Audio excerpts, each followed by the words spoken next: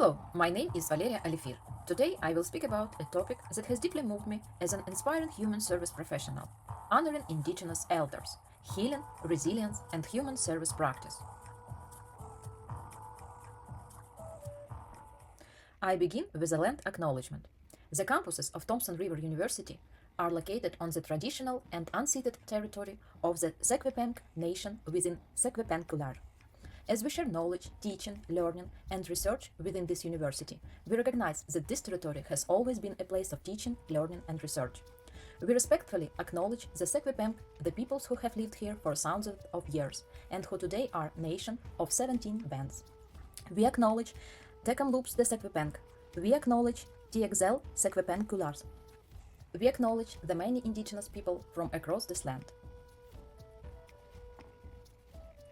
Our elders are the roots of our people. Without them, we cannot stand.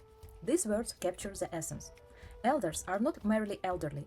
They are carriers of knowledge, keepers of language, spiritual leaders, and teachers of future generations.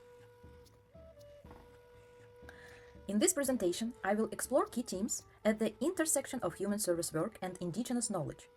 What successful aging means in indigenous communities, how spirituality and family connection support the soul, how history was shaped mistrust, and most importantly, how we, as a professionals, can work with meaning and respect. Successful aging in indigenous communities is not about health without illness. As Paul Collins 2001 writes, it is aging through the sharing of knowledge. According to the Royal Commission 1996, old age is not an ending, it's the culmination of a life mission. The act of passing down tradition, participating in family life, and serving as mentors is what defines success in aging through an indigenous lens. The indigenous concept of health is about balance between body, mind, spirit, and emotions. The National Collaborating Center for Indigenous Health emphasizes that health is not the absence of disease, but the presence of harmony with nature, with others, and within ourselves. This concept inspired me as a future practitioner because it speaks of wholeness and not just symptoms. One of the most touching insights for me was understanding dementia as a spiritual return. In Jacqueline 2013, dementia is seen as a journey back to the child spirit. Where Western views see stigma, indigenous views often see acceptance. As a character says in A Good Day with Grandma, Harvey and Hulko 2013, she forgets things, but I still remember us. This moved me deeply. I remember to see not only what is lost, but what is still present. But we cannot speak of care without acknowledging historical wounds. Sanitariums, residential schools, the 60s scoop, these have created deep mistrust in institutions. Baskin and Davey, 2015, emphasize that indigenous elders often avoid hospitals not out of stubbornness, but out of pain. They fear losing their language, rituals, and family bonds. That is why home and community-based care, rooted in culture, is not just an alternative, it is a form of healing. And yet, despite this pain, elders hold great sway. In the Granny's Elders and Friends project, women share stories, laughter, food and support. Humor, friendship, ceremony, and songs, these are not just pastimes.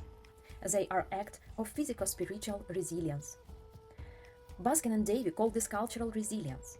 To me, it's a powerful reminder that care can be warm, human, and deeply healing. Elders continue to teach in cities, in families, through breadwork, food, and storytelling. One elder said, "I pass on everything I know because I might not be here tomorrow." This reflects Erickson's concept of the generativity, nurturing the future, even near the end of life. Elders are not passive service recipients, they are active mentors. Older adults often seek not to relive the past, but to find meaning in the present. Existential therapy, as Irvin Yalom from 2006 writes, helps people ask, what gives me the meaning of my life? How do I want to be remembered? In this video, Confronting Death in Psychotherapy, he shows how discussing death with honesty helps older clients to find the peace. These conversations are acts of courage, not despair. They give life new meaning, even near its end. How to overcome of death and fight against that despair. I mean, you've tried so many different methods, you've written about so many different methods. Do you have like a favorite? I'm going to have to repeat myself, is try to live a life without regrets. Try to be kind to everyone. It's part of me, it has been for a long time, to try to be helpful and kind to each person I talk to.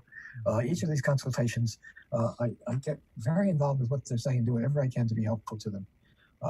It may be things, if I feel like I'd be a good therapist, I certainly will tell them that and say that to them. So that's important to me.